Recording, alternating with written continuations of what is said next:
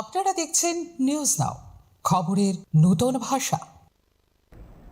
তেলিয়ামুড়ায় এক মর্মান্তিক পথ দুর্ঘটনায় ৩ জন আহত হয়েছেন। মঙ্গলবার হলদিছড়া স্কুল সংলগ্ন এলাকায় একটি টোটো এবং একটি বাইকের মুখোমুখি সংঘর্ষে এই দুর্ঘটনাটি ঘটে।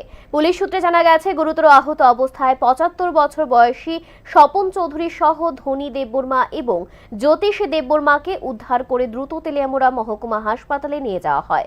বর্তমানে তাদের চিকিৎসা চলছে। ঘটনার খবর পেয়ে পুলিশ ঘটনাস্থলে পৌঁছে তদন্ত শুরু করেছে। দুর্ঘটনার প্রকৃত কারণ খতিয়ে দেখা হচ্ছে।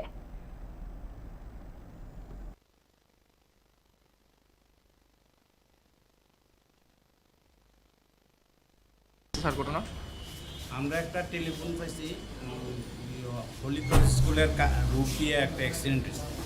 ওখানে আমরা গেছি গিয়ে একজন বয়স্ক লোক পড়ে রয়েছে, আর বাইকে 2 জন আসলো, 2 জন বাইকে 2 জনও ব্যথা পাইছে।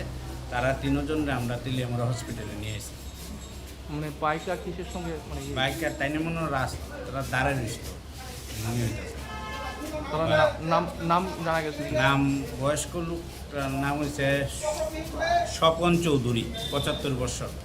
আর তারা 2 জন হচ্ছে ধনী দেববর্মা আর জ্যোতিষ দেববর্মা।